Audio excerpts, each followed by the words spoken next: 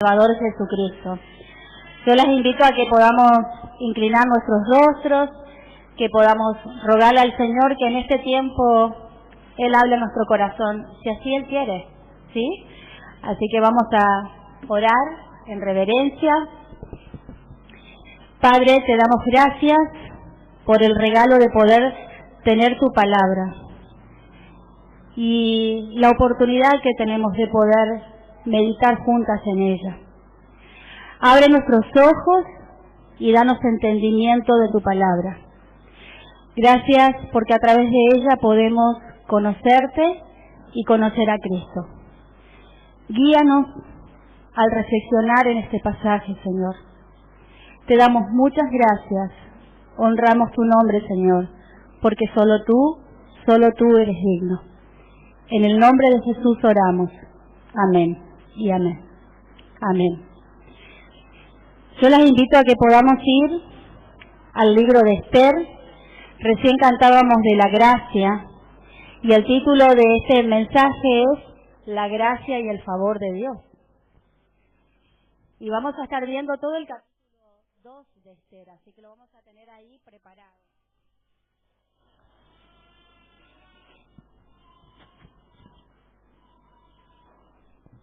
Al estudiar el libro de Esther, aprenderemos más acerca de Dios y de su carácter.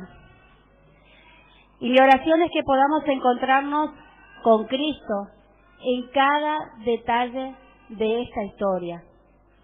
Descubriremos que aun cuando nosotros no vemos a Dios, Él está obrando. Siempre Él está obrando.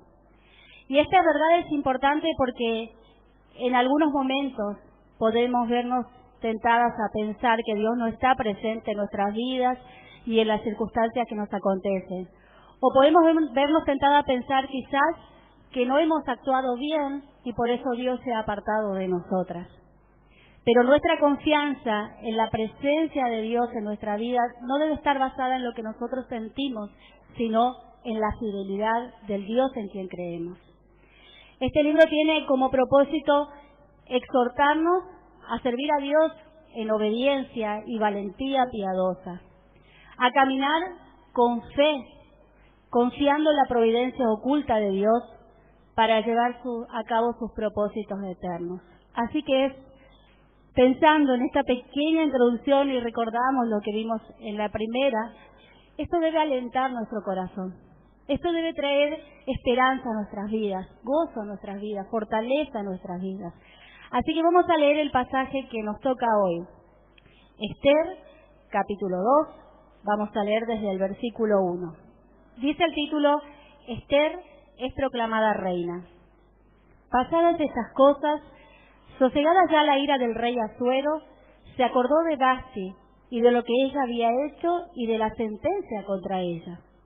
Y dijeron los criados del rey, sus cortesanos, busquen para el rey jóvenes vírgenes de buen parecer y ponga el rey persona en todas las provincias de su reino, que lleven a todas las jóvenes vírgenes de buen parecer a Susa, residencia real, a la casa de las mujeres, al cuidado de Gai, el eunuco del rey y guarda de las mujeres, y que les den sus atavíos.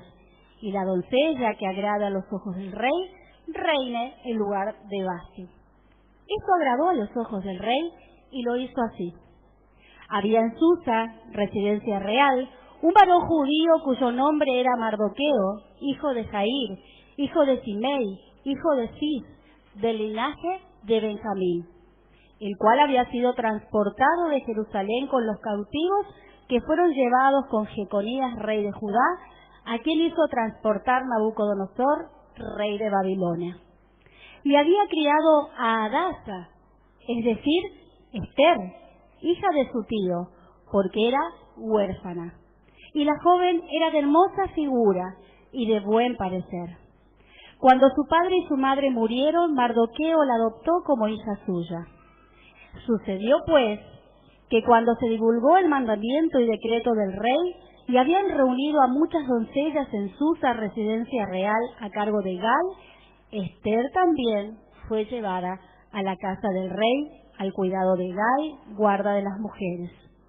Y la doncella agradó a sus ojos y halló gracia delante de él, por lo que hizo darle prontamente atavíos y alimentos, y le dio también 7 doncellas especiales de la casa del rey. Y la llevó con sus doncellas a lo mejor de la casa de las mujeres. Ester no declaró cuál era su pueblo ni su parentela, porque Mardoqueo le había mandado que no lo declarase. Y cada día Mardoqueo se paseaba delante del patio de la casa de las mujeres para saber cómo le iba a Ester y cómo la trataban.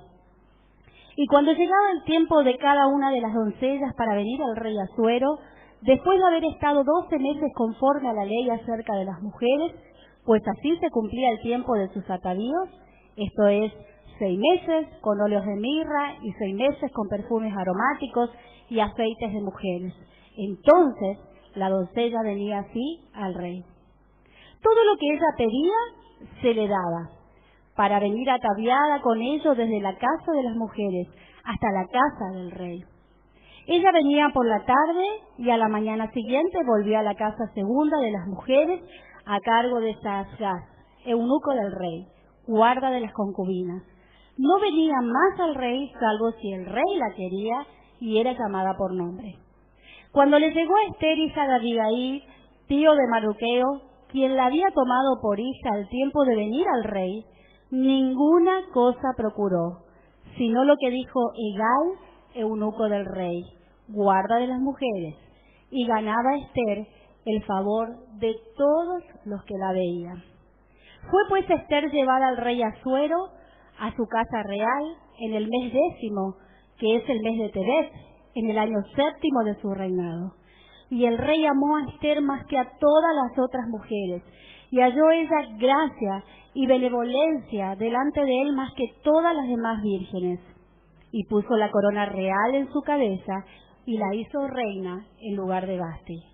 Hizo luego el rey un gran banquete a todos sus príncipes y siervos, el banquete de Ester, y disminuyó tributos a las provincias, e hizo y dio mercedes conforme a la generosidad real. Mardoqueo denuncia una conspiración contra el rey. Cuando las vírgenes eran reunidas la segunda vez, Mardoqueo estaba sentado a la puerta del rey, y Ester, según le había mandado Mardoqueo, no había declarado su nación ni su pueblo, porque Ester hacía lo que decía Mardoqueo como cuando él la educaba. En aquellos días, estando Mardoqueo sentado a la puerta del rey, se enojaron Bigtán y Teres, 2 eunucos del rey, de la guardia de la puerta, y procuraban poner mano en el rey Asuero. Cuando Mardoqueo entendió esto, lo denunció a la reina Ester, y Ester lo dijo al rey en nombre de Mardoqueo. Se hizo investigación del asunto y fue hallado cierto. Por tanto, los 12 eunucos fueron colgados en una horca, y fue escrito el caso en el libro de las crónicas del rey. Amén, amén. Dios nos ayude a comprender por qué está este capítulo, este libro en su palabra. Vamos a estar pensando en 3 puntos que nos van a ayudar a recordar este capítulo, de qué se trata. El primer punto es, de versículo 1 al 4, vamos a ver la búsqueda para reemplazar a la reina Vasti. En los versículos 12 al 14, del 5 al 14, Ester es llevada al harén del rey. Y en tercer lugar, Ester es consagrada reina. El versículo 1 comienza diciendo, después de estas cosas, pasadas estas cosas. Esto nos indica que ya han pasado algunos años. Si nosotros miramos el versículo 16 de este capítulo, indica que hubo un periodo de 4 años entre el capítulo 1 y el capítulo 2. Y durante ese tiempo el rey Asuero, ¿qué hizo? Invade Grecia y sufre una derrota humillante. ¿Se acuerdan cómo él había ostentado en esa fiesta? Y el propósito era decir, miren qué poderoso soy, miren que podemos derrotarlo, pero sin embargo, él sufre una derrota humillante frente a Grecia. Después de unos años, el rey dice que se acordó de Vasti. Esto también nos indica que él no la destituyó inmediatamente del reino. Y vemos también que los cortesanos, lejos de aconsejar al rey buscar esposa de las 7 familias de los consejeros, porque esa era la tradición, debían buscar mujeres para él dentro de las hijas de los consejeros del reino. Le propusieron escoger entre las más bellas vírgenes de todo el imperio. Y sabemos que era un imperio importante, lo que representaba realmente una tragedia para las familias, porque les era arrebatado sus doncellas, con un propósito, recluirlas por toda una vida como concubinas del rey. ¿Se imaginan? Las que tenemos hijas mujeres y que salga un decreto que no se puede revocar y que no tengamos ni siquiera el poder de decir no y que se debe cumplir lo que el rey debe hacer. Eso había sucedido y por esa tragedia pasaron cada una de las familias de estas jovencitas. El historiador Josefo estima que reunieron unas 400.000 jóvenes vírgenes para llevarlas al harén del rey. Y esto lejos estaba de ser un concurso de belleza de un cuento de hadas, porque a veces hemos escuchado, bueno, pero la Biblia tuvo una reina y ella fue reina, y también nosotras hoy podemos presentarnos en un concurso de reinas, porque tenemos a la reina Esther en la Biblia. Pero estaba lejos de ser un concurso de belleza así. Recordemos que el rey Asuero, ¿cómo era? Era un hombre sanguinario, era un hombre lujurioso, era realmente un hombre cruel, arrogante y dado al vino, como vimos en el capítulo 1. Y el único propósito de estas jovencitas, ¿cuál iba a ser? Estar ahí, era servirle al rey y proporcionarles placer. En el versículo 2 vemos los requisitos para convertirse, podemos decir, en este concurso de belleza. Debían ser jóvenes, debían ser vírgenes y debían ser jóvenes hermosas, de buen parecer. El versículo 3 nos dice cómo eran preparadas estas jovencitas para su noche con este rey. Eran llevadas a un harén y eran sometidas a tratamiento de belleza. Todas ellas estaban bajo el cuidado de Hegai, que era el eunuco del rey. El versículo 12 nos dice, si ustedes miran allí, ¿cuánto tiempo duraba esta preparación? ¿Cuánto dice allí?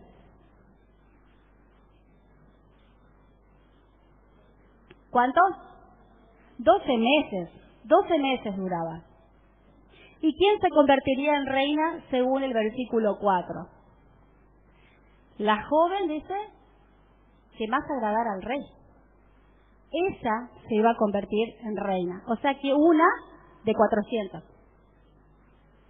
399 quedaban fuera. Sin duda se trataba de un sistema muy maligno, degradante, que trataba a las mujeres como un objeto o como una propiedad. ¿A dónde enviaban a las mujeres después de una noche con el rey? El versículo 14 lo dice. Inmediatamente después de haber pasado esa noche con el rey, si el rey no le agradaba, ellas se convertían en prisioneras en el harén del rey. Se convertían en concubinas del rey, perdiendo toda posibilidad de poder casarse o de poder soñar siquiera con una familia o con hijos. Así que era realmente un sistema muy maligno. Una visión deshumanizante de la mujer, pero que también es propia de nuestro tiempo hoy, porque podemos ver como muchos hombres erróneamente humillan a las mujeres en su trato. Así que esto sigue siendo hoy, tratar a la mujer como un objeto, como algo de mi propiedad, es un pecado. Y es un pecado porque la palabra enseña a los hombres cómo deben tratar a la mujer.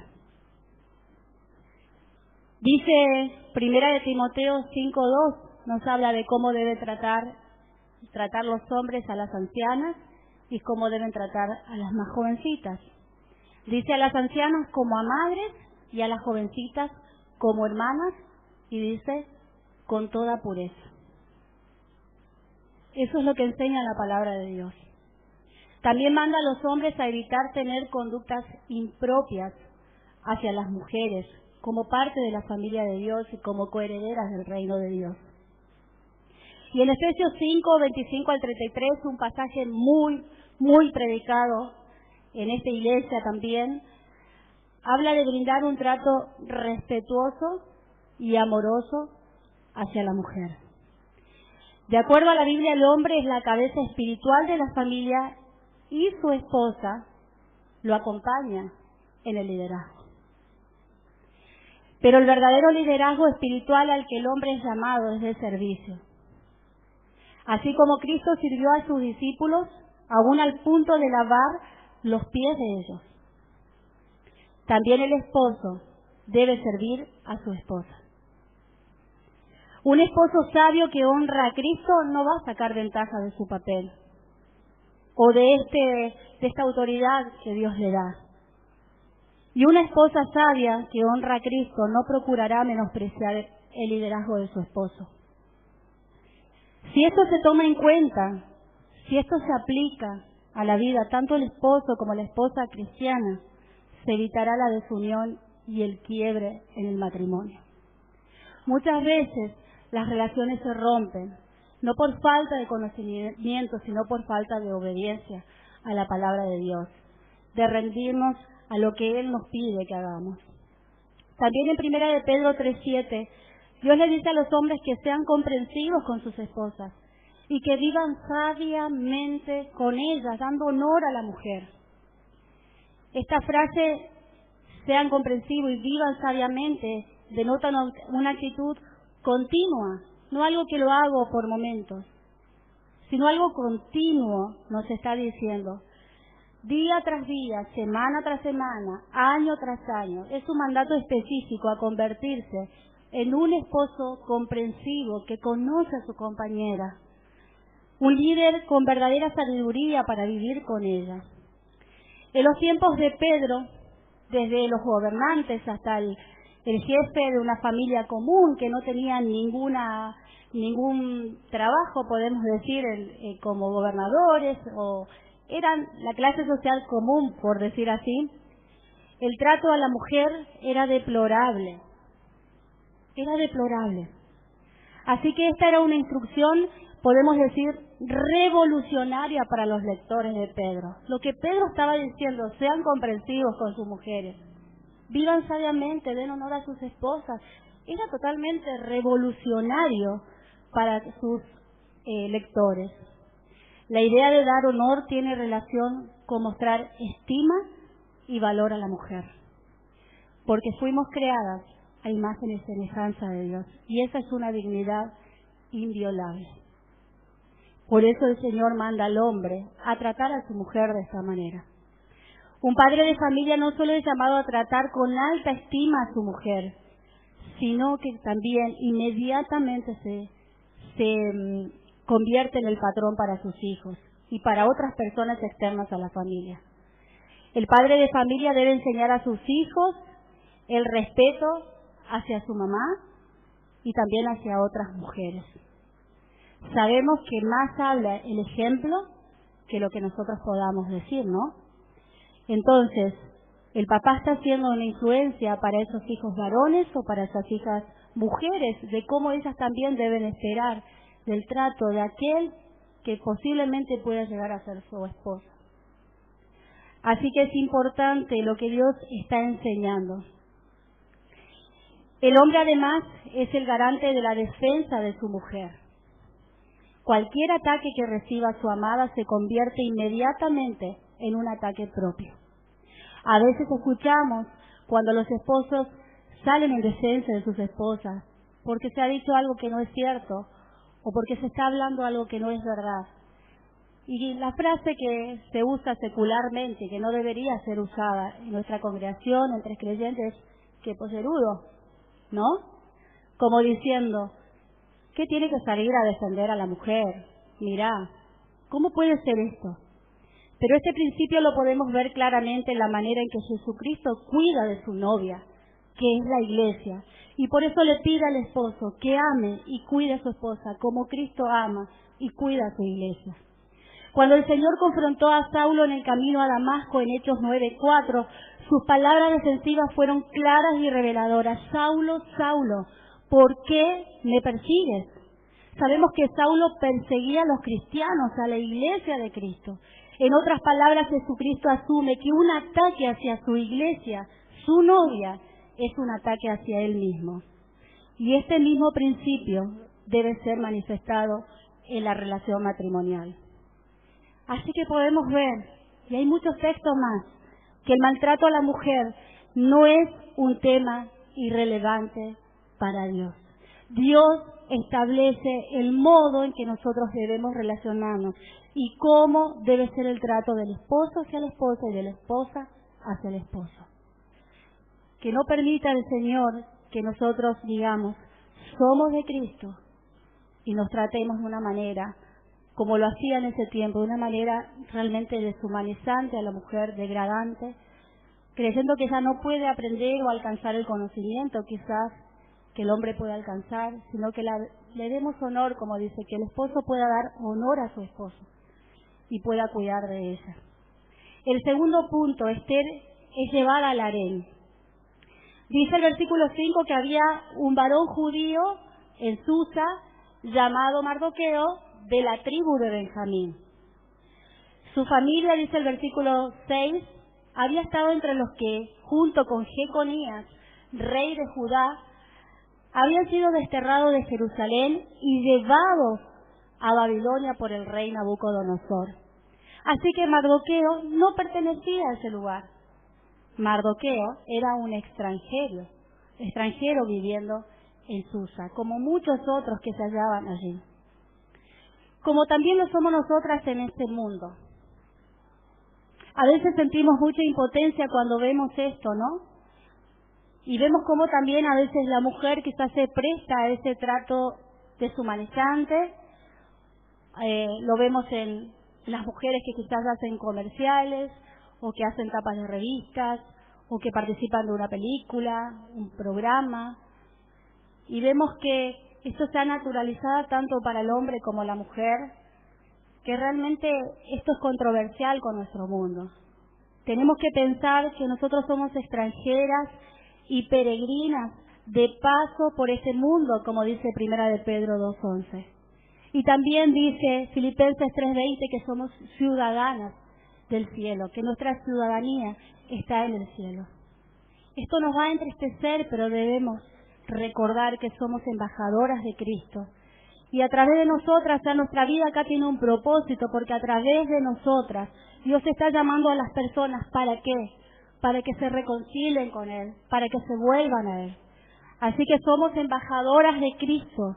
Dios hace, como dice 2 de Corintios 5:20, Dios hace su llamado por medio de nosotros. Hablamos en nombre de Cristo cuando les rogamos, vuélvanse a Dios. Estamos en este mundo de paso con un propósito, para hablar de aquel que nos llamó de las tinieblas a su luz admirable, para declarar el año favorable de Dios. Jesús nos envió ahí, a ese mundo que trata de esta manera a la mujer. Allí nos envió Dios, así como el Padre lo envió a Él al mundo. Juan 17:18 Jesús dijo, así como tú me enviaste al mundo, yo los envío al mundo. El Señor nos quiere involucradas en lo que pasa en nuestro mundo, en la sociedad en que vivimos, para que levantemos la verdad de Cristo, la bandera de Cristo, acerca de cuál es el valor de Dios para el hombre y para la mujer. Fuimos creadas a imagen y semejanza de Dios, y eso nadie lo va a quitar. Entonces el Señor nos ha puesto con un propósito. Continuamos con el relato. Miren el versículo 7. Nos dice que Mardoqueo adoptó a su prima Esther después de que su padre y su madre murieron. La Biblia describe cómo a Esther, una mujer de hermosa figura, de buen parecer. Su nombre significa estrella. Veremos también que era una mujer llena de la gracia de Dios y de un carácter admirable. que luego se va a convertir en una preciosa, en una hermosa y eficaz sierva del Señor. Una herramienta útil y de bendición para el pueblo de Dios en las manos de Dios. El versículo 8 dice que Esther también fue llevada a la casa del rey. O sea que a ella también le tocó tener que pasar por esto que las otras jóvenes pasaron. No tuvo opción como las demás jovencitas. No tuvo opción. Fue contra su voluntad llevada al harén de este rey. Versículo 9. ¿Qué sucede cuando Esther entró en el palacio? ¿Qué sucedió cuando ella llegó a ese lugar? En la providencia de Dios dice que ella ganó el favor del harén y ante el rey. Podemos ver que aunque no se lo menciona, Dios estaba obrando en las circunstancias de Esther. Él estaba obrando para llevar a cabo el juicio sobre los malvados, así como la salvación de su pueblo, la preservación de su pueblo. Hegai dice que quedó muy impresionada con Esther y la trató con mucha amabilidad. Ella dio gracia delante de él. Dice Proverbio 3, versículo 3-4. Nunca se aparten de ti, escuchen, la misericordia y la verdad. Átalas a tu cuello. Escríbelas en la tabla de tu corazón. ¿Y qué dice? Y hallarás gracia y buena opinión delante de Dios y de los hombres. Jovencitas, mujeres, este es un adorno precioso, precioso que debemos lucir. La misericordia y la verdad. Ser misericordiosas como nuestro Padre que está en los cielos es misericordioso. Y amar la verdad, y compartir la verdad, y vivir la verdad. Y dice que esto hace que hacemos gracia y buena opinión delante de Dios y de los hombres. Pero ¿qué hizo que ella destacara? Imagínense entre 400 mujeres que ella destacara, que el rey la amara, dice, más que todas las otras jóvenes. ¿De dónde venía esa gracia? Claramente esa gracia fue dada por Dios para sus propósitos. Aún su belleza tenía un propósito. Como lo vemos, hay muchos ejemplos en la Biblia de la gracia y del favor de Dios sobre mujeres y hombres. Uno de ellos es Daniel. Dice que Dios había hecho que el jefe del Estado Mayor le tuviera respeto y afecto a Daniel. Daniel 1:9. Así que Dios es quien da esa gracia. ¿Qué significa tener el favor de Dios? ¿Quieres agradar a Dios? Ese es un buen propósito, querer agradar a Dios y hallar el favor de Dios. Pero hay un problema.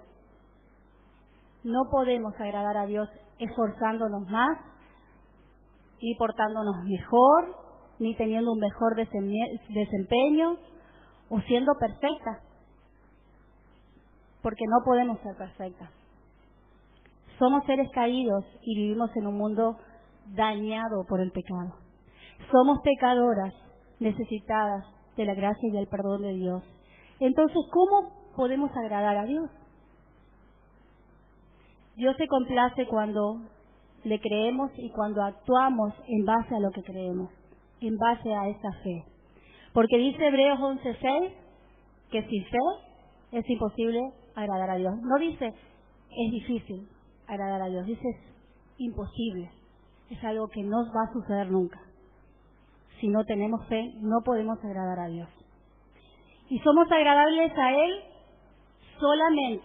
solamente por la obra de Cristo, por la obra que Él hizo a nuestro favor para hacernos agradables a Dios. Y no por nada que nosotras hubiéramos hecho, pudiéramos hacer o debamos hacer, sino por la fe en esa obra de Cristo. Somos agradables a Él porque estamos en Cristo y Él es el único que ha complacido perfectamente al Padre. ¿No dijo Dios, este es mi Hijo amado en quien tengo complacencia? Él ha complacido perfectamente al Padre. Es decir, que si no estás en Cristo, no puedes agradar a Dios. No importa con qué frecuencia vengas a la iglesia, no importa lo duro que trabajes, no importa lo buena persona que te creas, No importa lo generosa que seas, no importa cuántos ores, cuántas cosas hagas para Cristo, si no estás en Cristo, si no estás confiando en Él para tu salvación, no puedes agradar a Dios. Eso es lo que aprendemos en Romanos capítulo 8, versículo 8, dice: y los que están en la carne, o sea, no en el Espíritu, los que están en la carne no pueden agradar a Dios. Toda obra que nosotros hagamos en la carne no agrada a Dios. No le agrada a Él. Camina con Dios. Camina con fe. Busca agradarle en medio de este mundo caído. Ora como el salmista: sean gratos los dichos de mi boca y la meditación de mi corazón delante de ti, oh Señor, roca mía y redentor mío, como decía el salmista en el capítulo 19, versículo 14. Continuando con el relato, el versículo 10, vamos a ver qué le pide Mardoqueo a Esther. ¿Pueden hacer una mirada rápida del versículo 10? ¿Qué le pide Mardoqueo a Esther? Él le pide no hacer pública su herencia judía. Es decir, le pide que ella no revele su nacionalidad, de qué pueblo venía. Y ella obedeció su consejo, aunque ya no estaba bajo el cuidado directo de su tío Mardoqueo. Ella obedece. Vemos la sumisión y la sujeción, algo más que adorna el carácter de esta mujer y que lleva gloria a Dios. Pensando en esto, decía que normalmente nunca hay una razón para esconder nuestra identidad. No hay una razón valedera para esconder quiénes somos. Y muchas mujeres actúan como si fueran agentes secretos de Dios y ocultan quiénes son en el Señor. Y temen revelar que son hijas de Dios, que son cristianas, que son discípulas y que siguen a Cristo. Las causas pueden ser el temor al rechazo, la vergüenza u otros motivos puede haber en el corazón de querer ocultar nuestra identidad. Debemos tomar en serio la advertencia que Jesús dio en Mateo 10, 32 al 33. A cualquiera pues que me confiese delante de los hombres, yo también le confesaré delante de mi Padre que está en los cielos. Y a cualquiera que me niegue delante de los hombres, yo también le negaré delante de mi Padre que está en los cielos. ¿No estabas tú con Cristo? A Pedro. ¿No era uno de ellos? ¿Cómo nos sentimos cuando en una reunión donde hay muchas personas directamente se nos pregunta: ¿es cierto que eres cristiana? ¿Que te congregas en la iglesia Buenas Nuevas? ¿Que sigues a Jesús y sus enseñanzas? Muchas veces, lejos de verlo como una oportunidad para presentar al Cristo que servimos, decimos no, o no respondemos, o respondemos apenadamente, o rápido, y cambiamos el tema. Debemos pensar por qué hacemos lo que hacemos, y si estamos realmente agradecidas por la identidad que nosotras tenemos en Cristo. Porque si nosotras tenemos definida quiénes somos en Cristo y lo que costó que nosotras seamos eso en Cristo, entonces tendríamos que publicar a los cuatro vientos que somos hijas de Dios y que le amamos y que queremos agradarle. No podemos vivir la vida negando a Cristo y esperar luego que Él nos reconozca, según el pasaje que hemos leído. Pero hay situaciones en las cuales Dios nos pide que seamos reservadas, quizás en cuanto a nuestra identidad cristiana, pero no con el propósito de que esto se perpetúe, que sea algo permanente, sino de esperar el momento oportuno para revelarlas. Y aparentemente Mardoqueo sintió que esto era lo correcto en estas circunstancias, y Esther estuvo de acuerdo. El versículo 11, ¿qué hacía Mardoqueo desde el momento que Esther fue llevada al harén? ¿Qué hacía todos los días Mardoqueo? Dice que se paseaba de un lado a otro frente al patio del harén para saber cómo le iba a Esther y cómo la trataban. Este cuidado atento de Mardoqueo hacia Esther es una imagen del cuidado de Dios con sus hijos. Es una imagen, aunque imperfecta, del cuidado de Dios hacia nosotras. El Salmo 121, que es, ustedes van a tener que memorizar, y yo también, este versículo, dice: mi socorro viene de Jehová, que hizo los cielos y la tierra, y dice: no dará ni pie al resbaladero, ni se dormirá el que me guarda, el que te guarda. Esta es una promesa llena de gracia. El Señor no se olvida, no duerme, no descansa. Él vela por sus hijas y por sus hijos. Ninguna de nosotras podríamos mantenernos firmes durante una hora o un minuto si no fuera por el amor fiel del Señor y por el cuidado de Dios. Si tú y yo podemos estar de pie y seguir sirviendo al Señor y seguir creciendo y seguir amando a Dios, es porque su gracia nos sostiene. Su amor fiel nos sostiene. En los versículos 12 al 14 dice: después de haber estado 12 meses conforme a la ley acerca de las mujeres, las doncellas eran llevadas ante el rey y ellas podían pedir lo que quisieran para presentarse y impresionar al rey. Así que ellas podían pedir lo que se les ocurriera. La doncella venía por la tarde, dice, y a la mañana siguiente volvía a la casa segunda de las mujeres a cargo de Esazar, eunuco del rey. Y esta doncella no venía más al rey a menos que el rey la llamara. Así que ellas no podían presentarse cuando quisieran, sino solo si el rey las llamaba para que vinieran nuevamente. El tercer punto: Esther es consagrada reina. Así como estas jovencitas fueron llevadas una a una y podían pedir lo que quisieran para presentarse delante del rey, le llegó el turno a Esther de venir ante el rey. Si nos pusiéramos en sus zapatos, con más o menos 20 años de edad o menos, ¿se imaginan todo lo que podía pasar por la mente de esta joven? El versículo 15. ¿Qué pidió Esther cuando fue su turno de visitar al rey? ¿Qué pidió ella?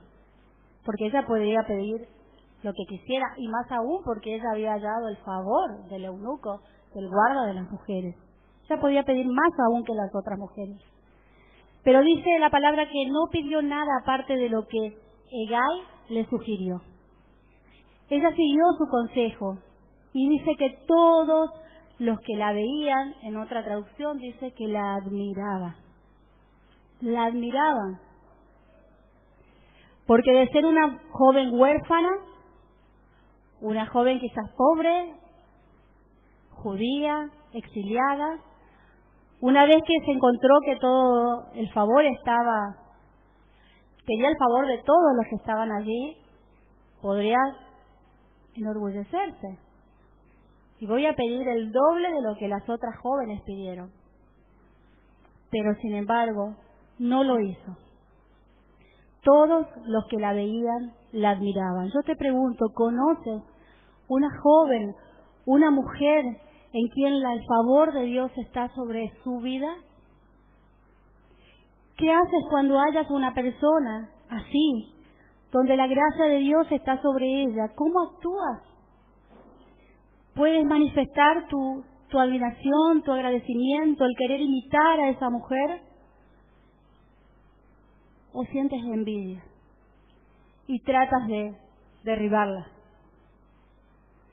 Aquí dice que todos la admiraban, todos, pero nadie va a poder hacer nada contra aquella persona sobre la cual el favor de Dios está. Nadie te podrá hacer frente todos los días de tu vida. Como tuve con Moisés, estaré contigo. Así que El favor de Dios estaba sobre Moisés.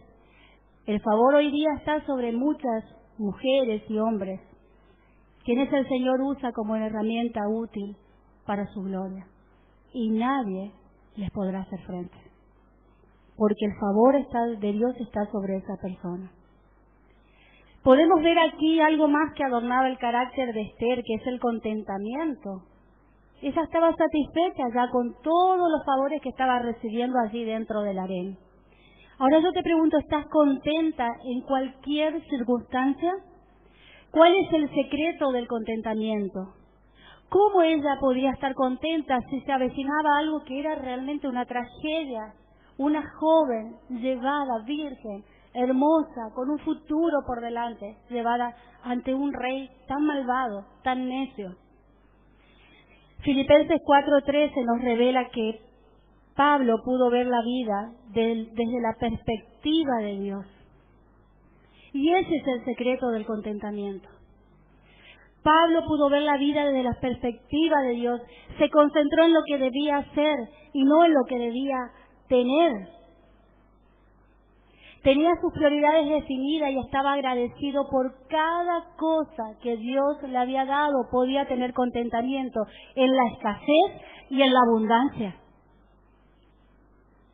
Pablo se había despegado de las cosas no esenciales a fin de poder concentrarse en lo eterno.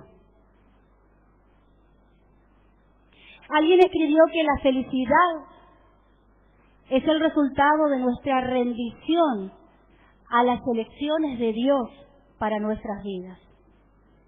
Si no estamos satisfechas con lo que tenemos, con lo que Dios nos ha provisto, entonces todas las cosas que creemos, que queremos o que creemos que necesitamos no van a tener el poder jamás de hacernos felices, porque no estamos aceptando esa provisión de Dios, la que nos da hoy y en este tiempo.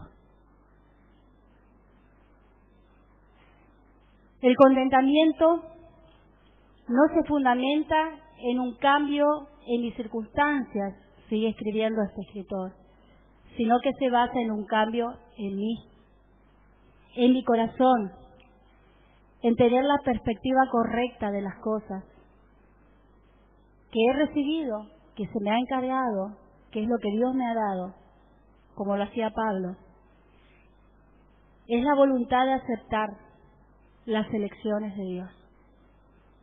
Aceptar las elecciones de Dios. Yo les pido que después ustedes vuelvan a reflexionar sobre esto que compartí, esta frase de lo que es el contentamiento, y puedan buscar otros versículos en la palabra que hablan sobre el contentamiento, sobre el aceptar esa voluntad de Dios sobre nuestras vidas. Y el contentamiento sin duda es una de las cualidades más hermosas que cualquiera de nosotras pueda tener como mujer cristiana. Es tan hermoso escuchar a mujeres agradecer todo el tiempo. Es tan hermoso tener hijos que todo el tiempo te agradezcan y que puedan valorar desde lo más pequeño hasta lo más grande. Es tan maravilloso cuando oímos de las bocas de estas personas solo salir gratitud, gratitud y gratitud. Y eso es porque un corazón satisfecho es un corazón agradecido. Es un corazón que expresa alabanza y gratitud a Dios por todos sus beneficios. Esther probablemente experimentó, como decía recién, muchos sentimientos y emociones a la hora de tener que ir a presentarse delante de este rey. Quizás experimentó temor, pero sus acciones, lo que sucede después, demuestran que confiaba en que la soberanía de Dios era más grande que sus miedos. Así que llevaron a Esther, dice el versículo 16, ante el rey Jerjes en el palacio real, a comienzos del invierno del 7º año de su reinado. Versículo 17, y el rey amó a Esther más que a todas las demás jóvenes. Estaba tan encantado con ella, dice esta versión, que le puso la corona real sobre la cabeza y la declaró reina en lugar de Vasti. Si pensáramos un poquito, vamos a ver aquí Dios entretejiendo todas estas circunstancias, porque puso a Esther en el trono aún antes de que Mardoqueo, Esther o el pueblo judío se enfrentara a la posibilidad de la destrucción completa, de un genocidio. Dios ya había puesto a alguien ahí para que actuara en esa necesidad. Así que cuando surgió el problema ya había una persona en una posición clave para ayudar al pueblo. Ningún esfuerzo humano podía frustrar el plan de Dios de enviar al Mesías a la tierra como un judío. De ese pueblo vendría. Por eso Dios preservaba a este pueblo. En el versículo 18 podemos ver cómo la vida de Esther ya comenzó a bendecir la vida de los que habitaban Susa, del reino, de maneras que nunca pudo haber anticipado. Su presencia en el trono de Persia muestra que Dios va delante de su pueblo para prever circunstancias antes de que ocurran. Dios no coloca a Esther en el palacio como una opción secundaria o como una reacción a algo inesperado. Dios tenía un plan y ella era parte de ese plan. Fíjense, yo le estoy diciendo lo que sucedió. Una vez que ella ya estuvo en ese lugar, dice que el rey hace un gran banquete, invita a todos sus príncipes, a sus siervos, el banquete de Esther, en honor a Esther, y dice que él hace acciones benevolentes hacia el reino, hacia los miembros de su reino. Disminuye tributos a las provincias y dio mercedes conforme a la generosidad real. Eso estaba haciendo Dios, bendiciendo a través de la vida de esta jovencita. Así también el Señor nos coloca en lugares estratégicos para que actuemos cuando Él lo demande. Trabajo, familia, colegio, universidad, donde sea que te encuentres, donde Dios te ponga. ¿Hay algo que les preocupa? ¿Hay algo que te preocupa desmedidamente, que no te deja dormir? Dice Deuteronomio 31:8, no temas ni te desalientes, porque el propio Señor irá delante de ti. Él estará contigo, no te fallará, ni te abandonará. Y esa es la confianza que esta joven tenía frente a sus miedos quizás y temores. Que Dios no la iba a desamparar, que Dios iba a ir delante de ella, como vimos, ya había hecho provisión, colocando a Esther allí para preservar a su pueblo. Dice el Salmo 139, versículos 5 y 6, detrás y delante me rodeaste, y sobre mí pusiste tu mano. Tal conocimiento es demasiado maravilloso, alto es que no puedo comprender el amor y el cuidado que Dios tiene hacia mí, pecadora, y hacia ti. Él nos rodea su amor como un mar, como dice también su palabra, ¿no? El Señor no solo está delante de nosotras, sino que Él está con nosotras, por encima, por debajo, alrededor y en nosotras. Su presencia va con nosotras. Está el Dios omnipotente y omnipresente en nosotras. En todo tiempo y hasta la eternidad, así será. Así que no te preocupes tratando de resolverlo todo, de resolver cada circunstancia, cada conflicto. No te preocupes por buscar estrategias y formas y maneras. El Señor tiene cuidado de ti. Dios ya ha hecho provisión para ti y para tus circunstancias. ¿Puedes creer esto? Él ya ha hecho provisión. Él iba adelante y Él me rodea y Él está conmigo. Y Él ya tiene una salida. Los versículos 21 al 23 parecen no estar relacionados con los detalles de esta historia, porque allí encontramos que Mardoqueo denuncia una conspiración contra el rey. Pareciera que no hay relación con lo que estamos viendo, pero en la providencia de Dios, cada detalle, recuerden esto, cada detalle se volverá importante en la salvación de su pueblo. El versículo 21 sugiere que Mardoqueo ha ascendido a alguna posición de responsabilidad dentro de la ciudad. Dios dice que lo pone a Mardoqueo, ¿dónde? En la puerta del rey. Esto también es providencia de Dios. Él quería que Mardoqueo estuviera allí, a la puerta del rey para que escuchara acerca de un complot contra el rey. Y a pesar de que este rey era un rey déspota y malvado, Mardoqueo era leal a él. Honren al rey, como dice la palabra, ¿no? Así que le informa a Esther lo que había escuchado. Y Esther se lo dice al rey en nombre de Mardoqueo, que había 2 hombres que estaban maquinando un complot para derrocar al rey. Así que se investiga y esos 2 hombres son juzgados y llevados ante la justicia y ahorcados.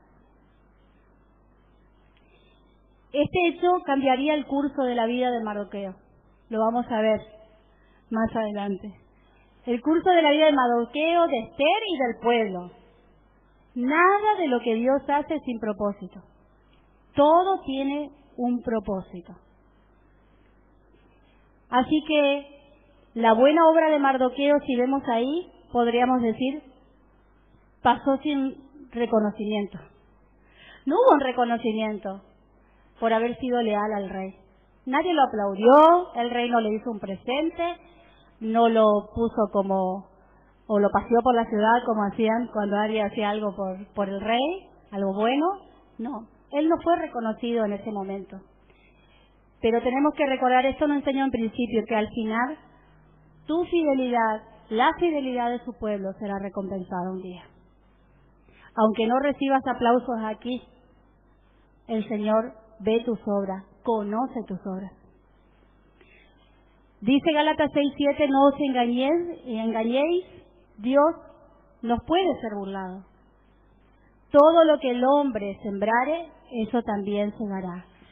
Ciegas para la eternidad, recibirás recompensa de parte del Señor. Y si eres una mala sembradora y siembras otras cosas que no glorifican a Dios, también recibirás la paga por esas obras. Dios registra todas y cada una de nuestras obras en los libros, no en el libro de las crónicas del rey, sino en los libros del cielo. Allí están registradas y Él recompensará tu fidelidad en su tiempo. No te desanimes y sigue dando, al Señor sirves. Para ir concluyendo, esta sucesión de eventos no fue un accidente, no fue por suerte o fortuna, ni por la hermosa apariencia o la brillante personalidad de Esther que sucedieron todas estas cosas. Dios tenía un plan y Esther era parte de ese plan. A veces nosotros decimos, Dios tiene un plan para mí, pero en realidad son los planes que yo pienso para mí, de los cuales Dios está fuera, pero nosotros debemos unirnos a lo que Él está haciendo y a su plan. Él nos hace parte de su plan.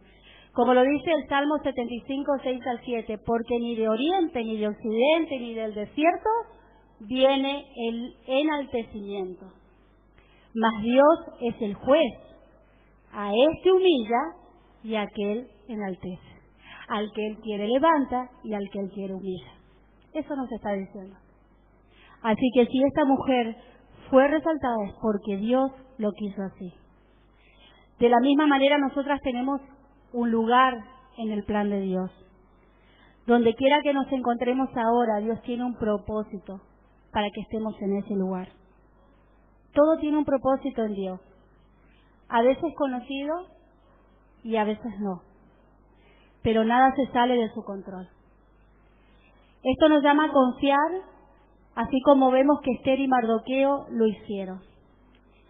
La pregunta sería, ¿confías en Dios? ¿Confía en sus planes? ¿Confía en sus propósitos? ¿Está tu corazón sometido a Cristo y a esas elecciones que Él ha tomado para tu vida? ¿Él es tu Señor? ¿Tus acciones revelan que Cristo es tu Señor? La historia de Esther es un eslabón en la gran historia de redención de Dios. Es una partecita nada más que el Señor quiso que nosotros tengamos hoy. Si nosotras hoy podemos conocer el camino de salvación y lo que es para nuestra paz, es porque Dios ha sido fiel a su pacto. El pacto que había hecho allá, primero en Génesis, de enviar a alguien que iba a derrotar a Satanás, el pecado, el pacto que hizo con Abraham, que hizo con José, y seguimos todo con ese pacto que hizo él desde el principio. Él fue fiel a su pacto. Eso es lo que podemos aprender del carácter de Dios, su fidelidad y también su provisión, porque en su provisión Él envió a Jesús para salvarnos. Quiero que busquen un pasaje para terminar, que se encuentra en Isaías, capítulo 50, versículo 2. Isaías 50, versículo 2.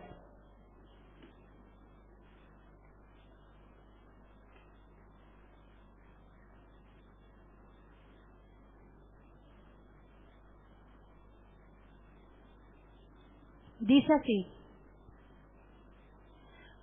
¿por qué cuando vine no había nadie? ¿Y cuando llamé no había quien respondiera? ¿Acaso es tan corta mi mano que no puede rescatar? ¿O no tengo poder para librar?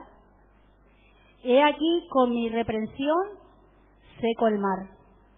Convierto los ríos en desierto, y sus peces hieden por falta de agua y mueren de sed. Nos está hablando de la provisión, de la soberanía y del poder de Dios. Nos está diciendo que Él puede secar el mar y que Él puede hacer que todos los peces mueran en ese mar, porque Él lo controla todo. ¿Por qué afligirnos? Y nos está hablando también de un rechazo. Israel rechazó a Dios, rechazó ese plan, esa provisión que era Cristo Jesús, que era para su paz. Dice que a los suyos vino y los suyos no lo recibieron. Hoy también puede suceder que muchas rechacen esa gracia de Dios y muchas alaben a Dios por su gracia. Crean en Jesucristo, la provisión de Dios para nuestros pecados, y puedan tener vida eterna. Que podamos tener esta fe, que aquel que llama a que nos arrepintamos es aquel que sostiene todo lo creado y aún nuestras propias vidas. Que podamos confiar de esta manera, que aunque vengan vientos, pruebas, tempestades, circunstancias, nosotras estemos firmes, sabiendo en quién hemos creído.